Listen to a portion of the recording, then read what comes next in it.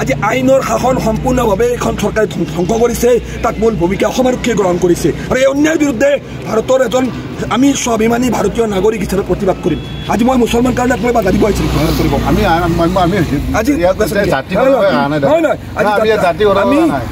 আমাৰ গণতান্ত্ৰিক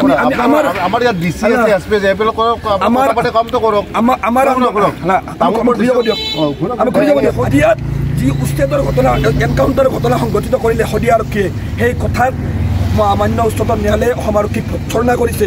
3জন নিৰীহ যুৱকক হত্যা কৰাৰ চেষ্টা কৰা হৈছে, তাত ঘূণীয়া কৰা হৈছে। আজি অসম আৰক্ষীয়ে সেইবিলাক ক'ত পাইছে, সেই অধিকাৰ ক'ত পাইছে? পাৰ্মিশ্যনত হত্যা কৰিছে। আমি আজি 140 সেই মানুহখিনিৰ যিটো মানৱ অধিকাৰ কোনে লংঘন কৰিছে? আজি যি কামৰূপ মহানগৰৰ কচুতলিত 3জন ব্যক্তিক যে গুলীয়াই হত্যা কৰা হ'ল, সেই ব্যক্তিকেইজনৰ অধিকাৰ দায়িত্ব আপোনালোকে ল'ব নেকি? ল'ব? অসম চৰকাৰে ল'ব পাৰিছে? 11 বছৰীয়া শিশু এজনীকো আমাক ঘূৰি যাব দিয়ক, ৰাস্তা অৱৰোধ কৰোঁ আমি, আমাক ৰেলীটো কৰিব দিয়ক। আজি 11 বছৰীয়া শিশুক গুপ্তাংগত গুলীয়াই আহত কৰা হৈছে, তাৰ দায়িত্ব কোনে ল'ব? সেই অনুমতি কোনে প্ৰদান কৰিছিল? আজি আৰক্ষীক এই 11 বছৰীয়া শিশুক হত্যা কৰাৰ যি তেওঁলোকে চেষ্টা কৰিলে, সেই অনুমতি কোনখন চৰকাৰে, কোনখন সংবিধানে, কোনখন আইনে প্ৰদান কৰিছে? সেই প্ৰশ্ন কৰিছোঁ। আজি অসম চৰকাৰে সাহস হ'ব নেকি যে উক্ত ঘটনাৰ এটা ন্যায়িক তদন্ত কৰক? গুৱাহাটী হাইকোৰ্টৰ চিটিং জাজৰ নেতৃত্বত তাৰ এক ন্যায়িক তদন্ত হওক। সাহস হ'ব? নহয়। আজি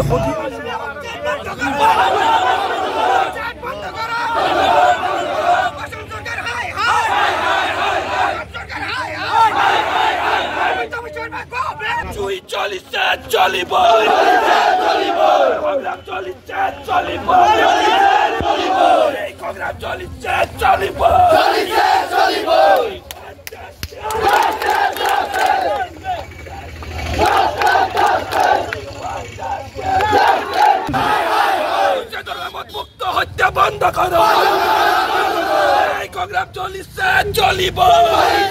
অধিকার কোনবা গর্ব করবো, এই কথা মানি লোৱা নহ'ব।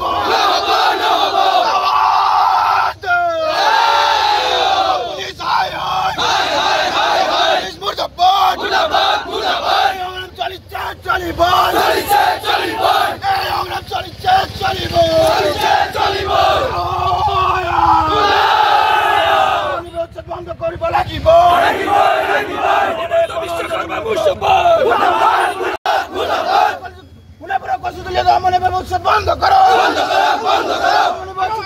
লাগিব গণ আন্দোলন গড়ে তোলে, চলিছে, চলিব, চলিব।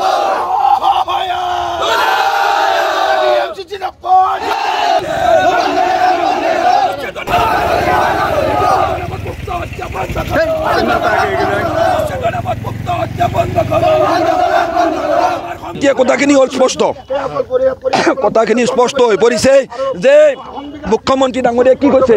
মুখ্যমন্ত্ৰী ডাঙৰীয়াই কৈছে যে উক্ত মানুহখিনি ভাৰতীয় নাগৰিক, দৰং আৰু মৰিগাঁও জিলাৰ নাগৰিক বুলি কৈছে। তেনেহ'লে নিজৰ দেশৰ নাগৰিকক এনেকৈ উচ্ছেদৰ নামত কিয় হত্যা কৰা হৈছে? সেই প্ৰশ্ন আমি ABMC উত্থাপন কৰিছোঁ। আমি স্পষ্টকৈ জনাইছোঁ যে কোনো কাৰণতে এনেকুৱা ধৰণৰ উচ্ছেদ মানি লোৱা নহ'ব। আজি নিজৰ দেশৰ নাগৰিকক এনেকৈ কিয় অন্যায় অত্যাচাৰ কৰা হৈ আহিছে? হিমন্ত বিশ্ব শৰ্মা ডাঙৰীয়া, আজি আপোনাৰ ইমান শক্তিশালী গৃহ বিভাগ আছে, আজি ইয়াত ইমান আৰক্ষী বাহিনী আপোনালোকে গিজাই দিছে ABMCৰ আন্দোলন ৰুদ্ধ কৰিবলৈ। তেনেহ'লে আপোনালোকে ৰক্তপাত নোহোৱাকৈ কিয় এই কচুতলী উচিত কাৰ্য সমাধান কৰিব নোৱাৰিলে?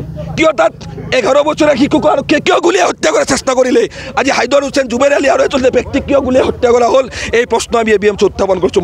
মূলতঃ উচ্ছেদৰ নামত সাম্প্ৰদায়িক ৰাজনীতিক আজি এইখন চৰকাৰে আগবঢ়াই লৈ গৈছে। ইয়াৰ বিৰুদ্ধে প্ৰতিবাদ হ'ব। আমি প্ৰতিবাদ কৰি আহিছোঁ, আগন্তুক দিনত প্ৰতিবাদ কৰি যাম। 12 ছেপ্টেম্বৰ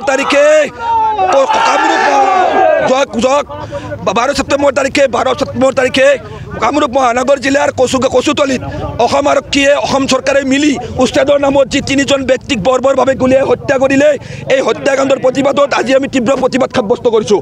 আজি ABMCয়ে সমগ্ৰ বিটিচি অঞ্চলত ইয়াৰ বিৰুদ্ধে তীব্ৰ প্ৰতিবাদ সাব্যস্ত কৰিছোঁ কিন্তু আপোনালোকে দেখিবলৈ পাইছে এই তামোলপুৰে ভাৰত ভূটান আন্তঃৰাষ্ট্ৰীয় ঘাইপথ আমি প্ৰতিবাদ কৰিব আহিছোঁ গণতান্ত্ৰিকভাৱে আন্দোলন কৰিব আহিছোঁ আমাৰ প্ৰতিবাদৰ আৰক্ষীয়ে বাধা প্ৰদান কৰিছে এই ধৰণেৰে অসমত আজিৰ তাৰিখত মানুহে মুকলিকৈ কথা কোৱাৰ অধিকাৰ কাঢ়ি লৈ যোৱা হৈছে উচ্ছেদৰ নামত মুকলিভাৱে ইয়াত মুক্ত হত্যা চলিছে আজি 11 বছৰীয়া শিশুকো গুপ্তাংগত গুলিয়াই আহত কৰা হৈছে এনেকৈ অসমখন সংখ্যালঘুৰ অধিকাৰ নিগ্ৰহৰ হটস্পটত পৰিণত হৈছে আমি সকীয়াই দিছোঁ চৰকাৰক এনেকুৱা ধৰণৰ উচ্ছেদ আমি কেতিয়াও মানি নলওঁ এনেকুৱা অত্যাচাৰ মানি নলওঁ ইয়াৰ বিৰুদ্ধে প্ৰতিবাদ হৈছে 14 নৱেম্বৰত দিল্লীৰ যন্তৰ মন্তৰত আমি বিশাল প্ৰতিবাদ কৰিবলৈ ইতিমধ্যে সাজু হৈছোঁ আৰু স্পষ্টকৈ কৈছোঁ এনেকৈ 200 বিঘা মাটি খালী কৰিবলৈ এইখন চৰকাৰে 150টা পৰিয়ালক কি গুলিয়াই হত্যা কৰিব নেকি আমি প্ৰতিবাদ কৰিব আহিছোঁ আমাৰ সংখ্যালঘু মুছলমানৰ ওপৰত অত্যাচাৰ হৈছে আমাক এনেকুৱা আৰক্ষীয়ে বাধা দিছে আজি আমাক গুলিয়াই মাৰক